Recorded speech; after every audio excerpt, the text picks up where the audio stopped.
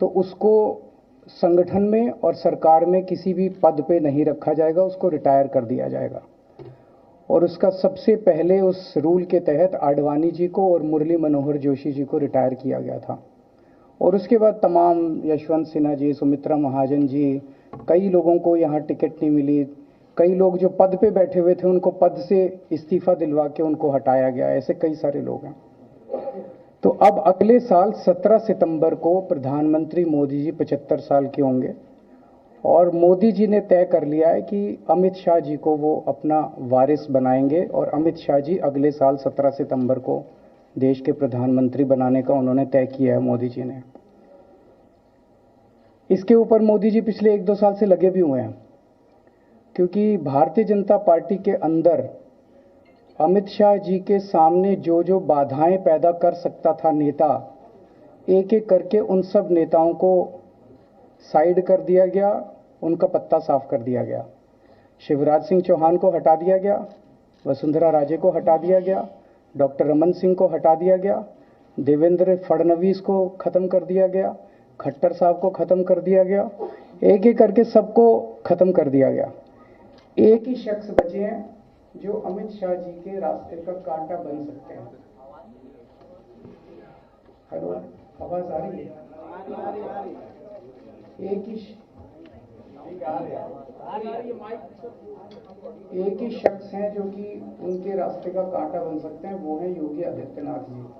अब योगी आदित्यनाथ जी को इन्होंने हटाने का पूरा मन बना लिया है और अगर इनकी सरकार बनी तो 2 महीने के अंदर योगी जी को भी उत्तर प्रदेश के सीएम से हटा दिया जाएगा। मैंने दिल्ली में 3-4 दिन पहले ये प्रेस कॉन्फ्रेंस की थी और ये दोनों मुद्दे उठाए थे। जैसे मैंने मुद्दे उठाए थे तो अमित शाह जी ने और उनके कई नेताओं ने अपनी भावना प्रकट की कि नहीं नहीं, मोदी जी को 75 साल में इस्तीफा नहीं देना चाहिए, मोदी जी को 75 साल पूरा कार्यकाल पूरा करेंगे।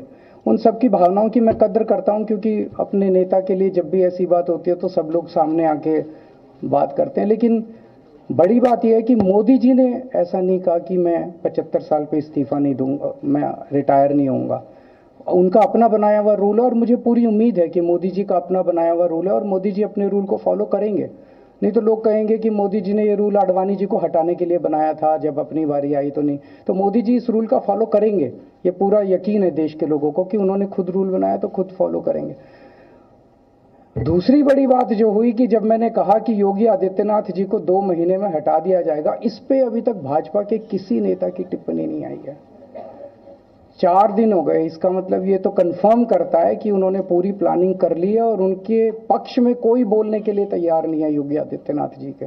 तो उनका हटना अब लगभग तय है कि योगी आदित्यनाथ जी को उत्तर प्रदेश के सीएम पद से हटाया जाएगा। दूसरी चीज, मैं उत्तर प्रदेश के सभी मतदाताओं को कहना चाहता हूं कि पिछले 4-5 महीने से इन्होंने शोर मचा रखा है, 400 पार 400 पार 400। क्यों? कहते हैं नहीं, मोदी जी कुछ बड़ा काम करना चाहते हैं। तो लोगों ने खोद खोद के पूछा, भाई क्या बड़ा काम करना चाहते हैं, कुछ बताओ तो सही। तो उन्होंने नहीं बताया। लोगों ने फिर अंदर से पता किया कि बड़ा काम ये करना चाहते हैं कि देश से रिजर्वेशन खत्म करना चाहते हैं। हम जानते हैं कि इनका जो पूरा इकोसिस्टम है, आरएसएस, बीजेपी, शुरू से ये लोग रिजर्वेशन के खिलाफ रहे हैं। इनकी पूरी की पूरी मानसिकता रिजर्वेशन के खिलाफ रही है। तो मैं सभी लोगों को ये आगाह करना चाहता हूं कि ये बड़ा काम इनको 400 पार इसीलिए चाहिए क्योंकि ये रिजर्वेशन खत्म करना चाहते हैं। संविधान को, बाबा साहब अंबेडकर ने जो संविधान बनाया था, उस संविधान को ये तार तार करना चाहते हैं। पूरे देश भर से अब जो ट्रेंड आ रहे हैं, वो ट्रेंड ये दिखाते हैं कि भारतीय जनता पार्टी को 250 से भी नीचे, मेरे हिसाब से 220 के आसपास, 3-4 दिन पहले भी मैंने कहा था, 220 से कम सीटें इनकी आती हुई नजर आ रही हैं। आप हिसाब लगा लीजिए। मैं हरियाणा होके आ रहा हूं कल परसों।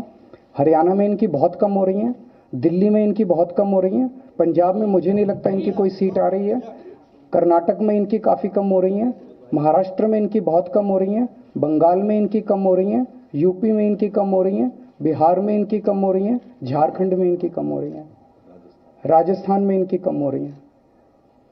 तो इनकी सीटें आ कहाँ रही हैं? तो इनकी 220 के नीचे सीट आ रही हैं। इनकी सरकार बीजेपी की सरकार नहीं बन रही है, इंडिया गठबंधन की सरकार बनेगी और इंडिया गठबंधन की सरकार जो है वो देश को एक प्रगति के रास्ते के ऊपर लेके जाएगी। इस तरह से जो पूरे देश के अंदर एक नेगेटिविटी इन लोगों ने फैलाई है उसको हम लोग ठीक करेंगे। मैं अंत में उत्तर प्रदेश के सभी लोगों को अपील करना चाहता हूं कि इंडिया गठबंधन के, यहाँ पे सपा और कांग्रेस का गठबंधन है, इंडिया गठबंधन का जो जहां से कैंडिडेट है उसको भारी मात्रा में वोट देकर आप सब लोग जिताइए।